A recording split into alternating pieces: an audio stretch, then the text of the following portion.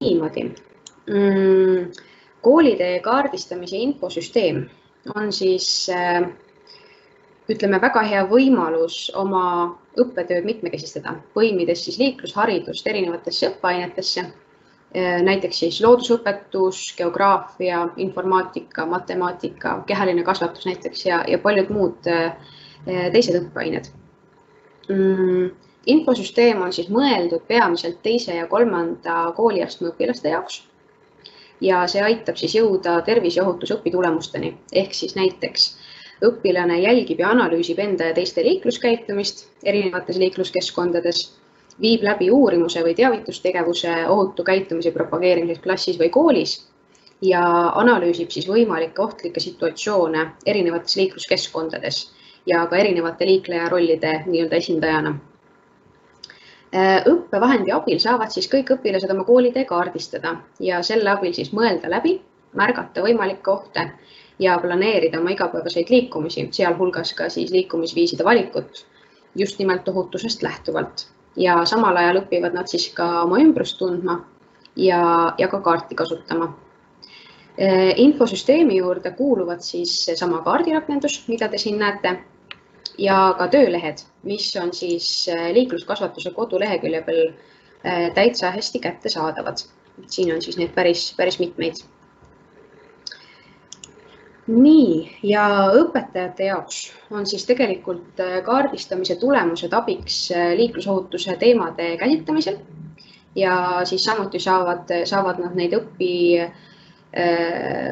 siis õpilastele uurimustööde tegemiseks edasi anda ja neid andmeid jagada. Ja muidugi praegu on nii minu kui ka siis Transpordiameti sooviks võimalikult palju neid kaardistamise tulemusi kokku koguda, et kuna see on abiks nii ennetustöös, mis on siis igapäevane ja ka minu magistritöö raames. Et magistritöö raames olen ma hetkel siis loomas sellist metoodilist juhendit, mille abil saab kooli ümbrusi siis liiklusohutuslikust aspektist hinnata. Ja need koolitee kaardistamise rakenduse tulemused on siis selle juhendi valideerimiseks väga suureks abiks. Samuti on ka praegu siis distantsõppeperiood, kus on hea seda iseseisvat õpimeetodit siis kasutada. Aga edaspidi tegelikult, kui see tervisekriis meil siin läbi saab, et siis saavad õpilased seda ka paaristööna teha näiteks. Ja muidugi ei pea õpilane siis kas siis telefon või tahvel näpu vahel ringi käima tänaval, vaid ta võib näiteks siis Regio või siis Maa-ameti kaardirakendusest teha siis endale sobiva mõõtkavaga siis kuvatõmmise ja selle siis välja printida ja hiljem siis kõik need tähelepanekud ja objektid siis kõik infosüsteemi kanda pärast siis kodus. Nii, aga praegu ma arvan, et olekski mõistlik edasi siis minna siis selle kaardistamise rakendusega. Aga selline näeb siis välja see koolitee kaardistamise rakendus. koolitee.mnt.ee on see lehekülg, kus selline asi siis kättesaadav on. Sisse logimine toimubki siis tegelikult siitsamast logi sisse ja toimub läbi riigi autentimisteenuse ehk siis ID-kaardi, mobiil-ID ja Smart-ID kaudu. Mina hetkel kasutan ID-kaarti, aga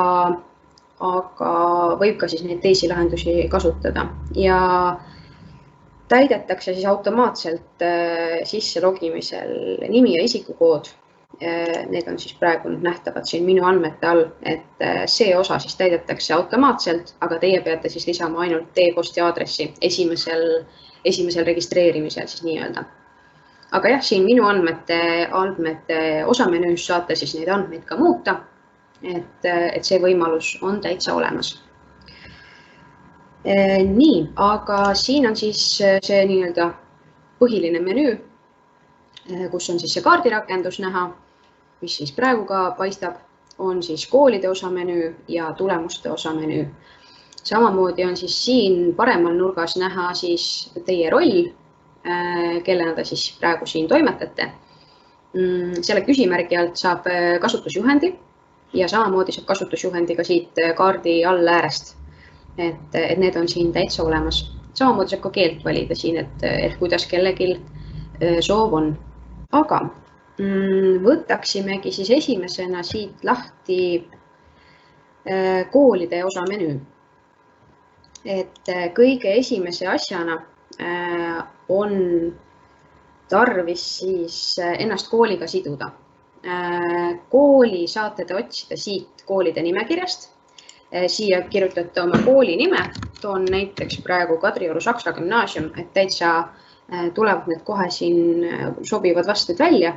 Vajutate siis siia selle kooli peale ja siin on siis näha nii-öelda selle kooli andmed, mis praegu on olemas.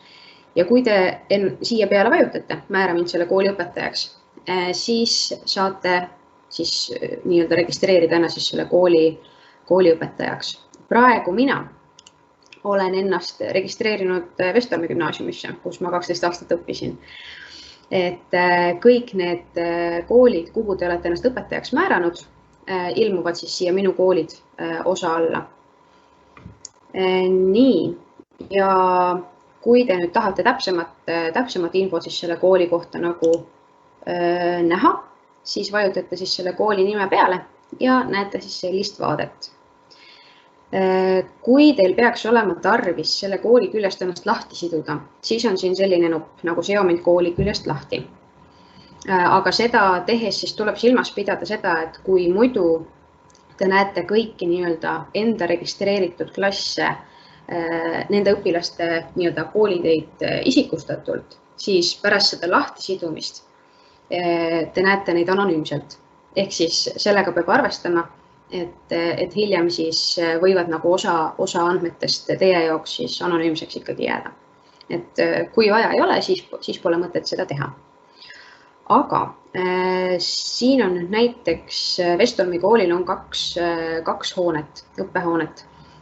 Siin ühel katsel ma lisasin selle juba ära, aga kui nüüd näiteks teie koolil on siin üks hoone ja te soovite teist hoonet juurde lisada, siis siia lisa uus aadress nupu peale vajutades ilmub selline asi ette.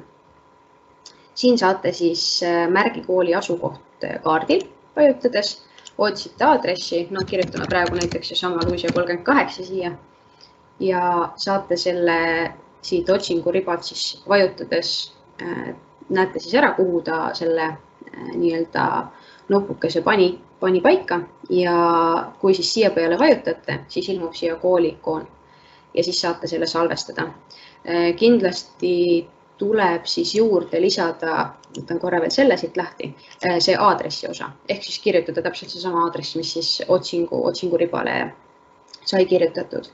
Siis ilmub see siia kooli aadresside nii-öelda tabelisse ja seda on siis võimalik ka märkida siis klasside nii-öelda kodukooli hooneks. Praegusel hetkel ma olin ta inaktiivseks teinud. Siin on siis nupukesed, kus on võimalik seda kooli infot muuta. Vajutangi praegu siia peale ja muudan ta aktiivseks. Ja paneme salvesta. Asukoht on siis võimalik näha ka siin nende maakera nupukeste juures. Et seda on siis võimalik ka teha. Ühe kooli alla võib lisada ennast ka mitu õpetajat, et kui teil on näiteks koolis veel õpetajad, kes soovivad seda koolide kaardistamise rakendust kasutada, siis on see täitsa võimalik. Praegu olen ma siia teinud ühe testklassi, aga alguses ei ole teil siin ilmselt midagi näha. Kui te soovite nüüd siia uue klassi lisada, siis on siin all selline nupp nagu lisa uus klass. Siin on siis praegune õppeaasta, eks ole, ja panete siia siis selle klassi numbri ja siis tähe, kes siis teie käe all õpib ja neid ülesandeid siis täitma hakkab. Ja samamoodi saate siis siit valida hoone aadressi, et need mõlemad aadressid, mis nüüd siin enne kirja said, need on nüüd siin näha. Kui te soovite, ja ilmselt ma arvan, et see on mõistlik, siis võite siia panna selle linnukese, et teile tuleb siis sellekohane e-kiri, kui nüüd õpilane on oma töö esitanud, et siis te saate sellest kohe teada ka e-kirjana. Praegu ma selle panen siit kinni, sest ma võtan edasi selle testklassi ja siis vaatame edasi, mis siin saab. Nii, ja klassi peale vajutades, siis kohe selle nime peale ilmub siis selline vaade. Siin on nüüd siis 2 sellist olulist kohta, et see link, mis nüüd siin link õpilasele on, see on nüüd siis see, mis tuleb saata õpilasele. Selle abil saab siis tema ennast registreerida ja pääseda siis ligi oma ülesandele. Testlink nii-öelda on siis siin ja see on siis õpetaja jaoks, et selle lingi kaudu siis saate te veenduda, et kuidas siis õpilane seda ülesannet näeb, aga nüüd selle nii-öelda testversiooniga, kui te sinna näiteks mingisuguseid objekte kannate, siis tulemused kaardile ei salvestu. Ja samamoodi siis iga klass, keda te õpetate ja keda te tahate siis kooliteed kaardistama suunata, on vaja eraldi luua. Ehk siis, kui teil on näiteks, võtame siit selle koolivaate lahti, kui teil on näiteks 4. klass ja 5. klass ja 6. klass ja 7. klass ja kõik näiteks erinevad tähed, erinevad suunad, eks ole, siis saate need kõik siia eraldi lisada, et igale klassile on oma link. Kui nüüd klassi näiteks on vaja muuta, siis on siin samamoodi see pliiatsi märk ja siit saab siis muuta nii klassi numbrit, kui siis ka hoone aadressi, kui siis seda ka, et kas tuleb e-kiri selle kohta, kui õpilane töö esitab või mitte. Nii, ja kindlasti siis ka seda hoone aadressi pigem soovitaks mitte muuta, kui seal juba on õpilased selle koolide kaardistamise läbi viinud, et siis pärast muidu need koolide nii-öelda suunad ja need märkimised on siis nagu valesti või ütleme, nad ei näe välja nii, nagu nad peaksid. Aga ma näitaksin siis teile seda kaardistamise osa nii-öelda täies mahus, et nii, kuidas siis tegelikult toimuma peaks. Et ma kopeerin selle lingi siit, saab õnneks ühe nupuvajutusega seda teha ja teen selle siin teises aknas lahti. See on nüüd siis see vaade, mida õpilane näeb. Et siia siis tuleb sisestada oma andmed. Praegu ma muudan siin oma meiliaadressi ära, siis ta tuleb teise meili peale. Ja siis siit alustades ilmubki siis õpilase vaade nii-öelda. Selle kohta tuleb siis ka kohe e-kiri õpilasele ka. Siin ongi siis nüüd näha see koolimaja, kus kohas siis see kool asub. Need meilid muidugi võivad minna rämpsposti, et praegu ta tuli mul siin ilusti põhilisse postkasti osasse, aga nii enda kui siis ka õpilaste jaoks tuleb seda meelde tuletada, et tasub vaadata ka rämpsposti osasse. Aga ütleme, et õpilastel oleks hea vaadata üle ka see kasutusjuhend, aga ütleme natuke sellist spikrit nende jaoks saab vaadata siis siit, kus on siis küsimärk ja abitekst. Et tegelikult siin on siis punkti haaval ilusti välja toodud, missuguses järjestuses midagi tegema peab. Nii, aga kui nüüd esimese asjana peaksimegi siit otsima üles siis kodu, siis üks variant on seda teha niimoodi, et paneme ta kohe kuskile siia paika, eks ole. Aga teine variant on otsida aadressi. Näiteks võtame siit Saue tänav 3. Ja see asub siis siin, siis saame selle õpilane saab endal selle kodukoha üles otsida ja saab siis ära märkida. Et siit valides siis objekti kodu ja vajutades sellega siis siia peale.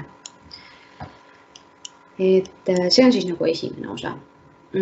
Siis edasi on siis vaja ära märkida oma koolitee. Kooliteed saab siis märkida erinevate liikumisviisidega. Need liikumisviisid on siis kõik siin ilusti välja toodud. Need igal liikumisviisil on siis oma nii-öelda värv ka, mis siis pärast õpetajale on nähtav. Ma korraks näitan neid ka. Need on siis juhendis ilusti välja toodud, et ühistransport on siis lilla joonega, auto on punase joonega, jalgratas roheline ja siis jalakäija, tõukeratas ja rula on siis kollase joonega märgitud. Ja samamoodi on siin kirjeldatud siis ka ära kõik need teised ikoonid ja ka liiklusmärgid, et kuidas neid siis kasutada võiks.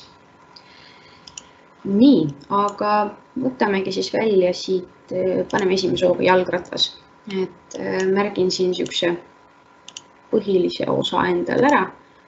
Märkimine, nii nüüd läkski, näiteks läkski nüüd valesti, eks ole, lõpetasin liiga kiiresti ära. Kui nüüd alustada selle märkimisega, siis võttes siit näiteks troll ja vajutades siit algusest, siis ühe klikiga see teekond siis alustab. Siia vahele ühtesid klikke tehes siis õnnestub neid nii-öelda sakke teha ja seda teekonda paremini jälgida ja 2 klikki lõpetab siis selle teekonna. Näiteks nüüd mul on siin kaks sellist teekonda. Kui ma selle teekonna peale vajutan, on mul 2 varianti. Kas siis muuda teekonda või kustuta teekond. Selle trolli osa ma siin praegu kustutaksin ära. Aga jalgrattaga osa ma tahaksin muuta. Siis siia muuda teekonda peale vajutades muutub siis see teekonna joon siis siniseks. Ja seda on siis võimalik nüüd enda soovi järgi siis muuta. Ehk siis näiteks võttes siin hiirega näiteks siit kinni, tahan ta viia näiteks siia poole ja tahan selle otsa viia näiteks siia poole.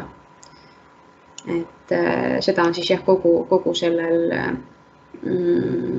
selle teekonna raames siis võimalik muuta. Kui nüüd siia kõrvale klikkida, siis ta jääb siis samaks. Siis praegu ma siia koolini nüüd päris ei jõua, aga näitan ära ka need teised objektid. Et siin on siis ohtlikud ja ohutud kohad, saab märkida foori, näiteks siin ristmikul on meil kohe üks foor, eks ole, samamoodi on siin ka ristmik. Et lihtsalt siis selle objekti peale vajutades ja siis õigesse kohta kaardile siis märkides ta siia peale jääb. Kui nüüd on näiteks soov seda ristmiku märki siin kustutada, siis selle märgi peale vajutades, siis saab selle kustutada. Praegu selle paneme siit kinni, aga näiteks paneme siit ühe ohutu koha. Siin on näiteks üks ülekäigurada, kirjutame siia juurde ka siis selle kommentaari. Et kindlasti kui nüüd ohutuid ja ohtlikke kohti õpilast märgivad, siis juhtige kindlasti nende tähelepanu ka sellele, et nad selle kommentaari kirjutaksid. Sellepärast, et siis me saame teada, mis põhjusel nemad peavad seda siis kas ohutuks või ohtlikuks. Et see on meie jaoks nagu ka väga oluline informatsioon. Kirjutame siin, et siin on näiteks ülekäigurada ja valgustusega. Ja siis saab selle siin salvestada. Põhimõtteliselt siin vist praegu rohkem ei teekski siin midagi. Neid kaardi aluseid saab nii-öelda muuta ka veel, kui on soovi. Et see on nüüd siis praegu see tavakaart. Siia peale vajutades on ta siis hübriid ja veel kord peale vajutades on siis ortofoto. Et seda on siis võimalik oma soovi järgi siis muuta. Kui nüüd õpilane saab aru, et tal või arvab, et temal läks see kõik nüüd valesti ja ta tahab täitsa uuesti algusest alustada, siis ta võib siia peale vajutada ja siis kustutatakse kõik need nii-öelda praegu sisestatud kaardi objektid ära ja ta saab täitsa puhtalt lehest alustada. Kui ta aga arvab, et praegu need asjad kõik on siin hästi, aga ta soovib seda veel ka mingi aeg hiljem täiendada, siis ta saab selle salvestada. Praegu need objektid, mis siin kaardi peal on, siis salvestatakse süsteemi ja ta saab siit samast pärast jätkata. Aga kui ta arvab, et see on nüüd esitamise jaoks nii-öelda kõlbulik, siis on siin see esita nupp ja siia vajutades soovitavad siis nad kinnitust ja paneme siit jah. ja ülesanne siis on praegu esitatud. Selle kohta logime praegu siit välja ja see on nüüd jah siis see meil, mis meil ennem tuli, aga õpetaja jaoks peaks tulema siia nüüd ka teavitus, et koolitee kaardistuse rakenduses on üks õpilane testklassist oma koolitee siis esitanud. Siia lingile vajutades saab siis selle koolitee kaardistamise rakenduse ka avada, aga kui me nüüd seda lehte siin uuendame, siis ilmub ka siia see õpilase tulemus. Ja siit on siis võimalik näha seda õpilase kaardistuse tulemusi kaardi peal. Siin on siis kõik need tema märgitud objektid näha. Siin on siis samamoodi kommentaarid näha, eks ole. Ja siin siis saab õpetaja neid tema jaoks siis olulisi asju nagu hinnata. Praegu nüüd tagasi minnes on siis võimalik ka tulemusi tabelis vaadata. Siin on siis samamoodi kõik need eraldi märgitud objektid ja saab neid siis kaardi peal ka eraldi vaadata. Ja ülekäigurada hea valgustusega oli meil siis see kommentaar, mis see õpilane pani sinna kirja, et siis seda on ka võimalik siit kohe vaadata. Kui nüüd õpetaja leiab, et seda esitatud tööd on vaja täiendada, siis on võimalik seda siit teha ja suuna siis täiendamisele. Kui õpilane on näiteks selle sama lingi ära unustanud, siis on võimalik seda ka siit saata. Aga täiendamisele on võimalik siis selle nupu kaudu suunata.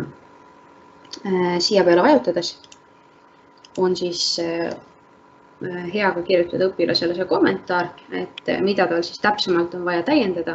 Praegu paneme lihtsalt väga üldise täiendamise soovi. Ja siit selle ära saates tuleb siis õpilasele ka kohe email, et õpetaja on siis palunud mul kooliteed täiendada ja siin on siis ka kohe kommentaar näha. Aga nüüd siis, kui õpilane siia lingi peale vajutab, siis ta näeb juba enda andmeid siin, mis ta on varasemalt siia täitnud ja saab siis panna siia jätka. Nii, ja ütleme siis, võtame siit selle jalgsi teekonna, eks ole. Teeme siit siis sellise natukene viisakama lahenduse, et läheme siis üldse koolini välja. Jõuame siia ristmikule, lähme üle tee ja tuleme siia Kevade tänavasse välja ja 2 klikki siis lõpetab selle koolitee. Paneme veel siia ohtliku koha ka. Siin on pime nurk, kui siin üle tee peaks minema. Nii, ja salvestame selle ka. Aga kui nüüd õpilane siis arvab, et see töö on piisavalt täiendatud ja õpetaja soovile siis nüüd vastab, siis võib siia uuesti panna esita. Jälle kinnitame. Ja siis tuleb selle kohta siis ka õpetajale teavitus uuesti siia. Et õpilane on oma koolitee esitanud. Siis praegu, jah, põhimõtteliselt ongi. Vastanud õpilaste all on siis näha jah, tõesti kõik need selle konkreetse klassi õpilaste kaardistamise tulemused. Neid on siis võimalik siin täiendada ja saata siis õpilasele sama link ja vaadata siis neid kaardil ja ka siis tabelis. Kogu klassi tulemused on siis siin all võimalik vaadata. Ja siis on võimalik ka, ütleme praegusel juhul, kuna ma siia nüüd tegin selliseid natuke testversiooni neid kaardistusi ja ütleme tavaliselt ju selliseid asju ei teki, aga kui on nüüd soov see siis kustutada, siis on siin see nii-öelda X-nupp, et siin saab siis selle kustutada. Et kui nüüd näiteks, ütleme, tavapärasem juhtum, mis võib olla, on see, et õpilane näiteks on millegipärast 2 korda oma koolitee kaardistanud täpselt sama informatsiooniga, et siis nii-öelda duubeldamisel neid andmeid ei ole ju vaja. Aga siin tuleb siis tõesti meeles pidada seda, et kui te need andmed olete ära kustutanud, siis neid nagu tagasi pöörata ei saa. Et siis peab lihtsalt õpilane nagu uuesti selle töö ette võtma. Ma praegu selle siia veel jätaksin, sest äkki me tahame siin veel midagi hiljem vaadata. Aga praegu siis koolide sellest menüüst liiguksin edasi tulemuste juurde. Et kui nüüd klassi tulemusi sai konkreetselt siin koolide ja siis klasside all vaadata, siis üldisemaid tulemusi saab siis siin tulemuste menüüst vaadata. Et õpetaja jaoks, kui olete sisse loginud, siis saate siin natukene veel lisa vaadata. Et neid aadressipõhiseid tulemusi, mis nüüd praegu aktiivsed on siis võimalik vaadata siin tabeliversioonis ja on võimalik vaadata kaardiversioonis. Kaardiversiooni ma võtan natukese aja pärast ette, aga siin tulemuste tabelis on siis võimalik asula järgi neid vaadata või siis nii-öelda filtreerida õppeaastate järgi, klasside järgi, kuidas iganes soov on. Aga koolipõhised tulemused on jah siis nii-öelda sisse loginud õpetajatele nähtavad. Et aadressipõhiseid näevad siis kõik nii-öelda, kõik, kes sellele koolitee kaardistamise lehele tulevad, kõik siis näevad. Et koolipõhistel tuleb siis juurde siia kooliveerg ja saate näiteks oma kooli põhjal, võtame praegu Kadrioru Saksa gümnaasiumi, eks, et siin on päris palju neid objekte lisanud ja oma kooliteid kaardistanud. Et siin näiteks raudtee ülekäigu koht saab kaardi peal ka vaadata siin selle maakera nupu juures, eks ole. Keegi on ilmselt kuskilt Nõmme kandist tulnud kooli ja siis selle osa ära kaardistanud. Aga neid tulemusi on võimalik siis ka eksportida Excelisse ja CSV failina. Et neid siit, ütleme, võib ju järjest tabelis vaadata, aga kui nüüd on vaja näiteks andmete analüüsi teha või midagi, et siis saab neid nagu Exceli ja CSV-na siis ka vaadata. Aga kaardiversioon on võib-olla natukene isegi huvitavam esialgu, just nagu visuaalselt, et sellist vaadet tegelikult näevad siis ka kõik, et avalehel on siis ka selline vaade täitsa võimalik. Aga kui me nüüd tahame siis mis iganes varianti siit filtritest valida, võtame esialgu näiteks Harju maakonna koolid, et siin siis kuvatakse ainult Harjumaa koolid, kohaliku omavalitsuse kaupa saab neid koole siis siin veel välja filtreerida. Õppeaasta järgi võime teha kõik õppeaastad valituks praegu ja siit siis veel kaardikihtidena saab siis peale kanda kas siis ohtlikud, ohutud kohad, foorid, ristmikud, ühissõidukipeatused, ülekäigurajad. Et see siis kõik kuvatakse siis siin kaardil. Kui nüüd näiteks soovite mingisuguse kindla kooli tulemusi vaadata, siis siia kõik koolid peale vajutades saate siis jällegi, võtame praegu Kadrioru Saksa gümnaasiumi, et nemad on siin päris palju seda teinud. Kui nüüd siia kooli peale vajutada, siis on näha kõik need objektid, mis siis on Kadrioru Saksa gümnaasiumi õpilaste poolt kaardile kantud. Aga nagu ka varem räägitud, siis tegelikult selle konkreetse kooli õpetajad näevad ainult siis nii-öelda isikustatult neid andmeid, ehk siis nad näevad, kus on õpilaste kodukoht ja siis missugust alateed kasutades või missugust liikumisviisi kasutades nad sinna koolini jõuavad. Seda nüüd ütleme siis võõrad ei näe. Et siin on siis tõesti ainult need objektid, mis on siis kaardile kantud. Noh, siin võib aimata, et keegi tuli Pirita tee kaudu, eks ole, aga mitte midagi täpsemat. Et selles suhtes on jah, nagu lihtsalt näha konkreetse õppeasutuse siis kaardile kantud objektid. Aga siis jällegi siin on ka võimalik siis seda aluskaarti vahetada, eks ole, ja siis ka joonlauda kasutades, ma ei tea, vahemaid mõõta, mis iganes, kuidas aga soovi on.